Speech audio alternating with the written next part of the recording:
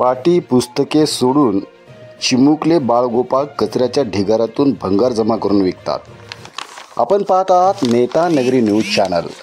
नेता नगरी न्यूज चॅनलमध्ये आपल्या सर्वांचं स्वागत। आपण जर आतापर्यंत चॅनलला सबस्क्राईब केलं नसेल तर लगेच लाईक व सबस्क्राईब करा व बेल आयकॉनवर क्लिक करा। नांदेड। आज सकाळी नेता नगरीचे कॅमेरामॅन व्यंकटेश वाकोडीकर यांच्यासोबत मोरचौक रिंग रोड नांदेड येथे मॉर्निंग वॉक करताना दुर्गंधी पसरलेल्या नाल्याच्या बाजूच्या कचऱ्याच्या ढिगाऱ्यावर प्लास्टिकच्या बाटल्या जमा करताना चिमुकले पाहिले। ज्या वयात चिमुकल्यांच्या हाती पाटी पुस्तके पाहिजेत त्या वयात हे चिमुकले दुर्गंधयुक्त कचऱ्याच्या ढिगाऱ्यातून भंगार शोधत होते। खरोखरच ही समाजासाठी लाजिरवाणी गोष्ट आहे। प्रशासन बालगोपाळांच्या शिक्षणासाठी वेगवेगळे उपक्रम राबवत असते, परंतु कागदावरच प्रत्यक्षात असं काहीच दिसत नाही।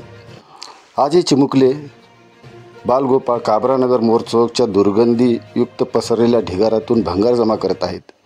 त्यांना विचारल्यास पोटाची खळगी भरण्यासाठी हे करावेच लागते असे ठणकावून सांगत आहेत। हा दोष चिमुकल्याचा आहे का, की त्यांच्या आईवडिलांचा, की समाजात मिरवणाऱ्या नेत्यांचा, की प्रशासनाचा? आपणच विचार करावा। आज नाही तर असे कित्येक बालगोपाळ नांदेड जिल्ह्यातील कचऱ्याच्या ढिगाऱ्यावर भंगार जमा करून विकत आहेत।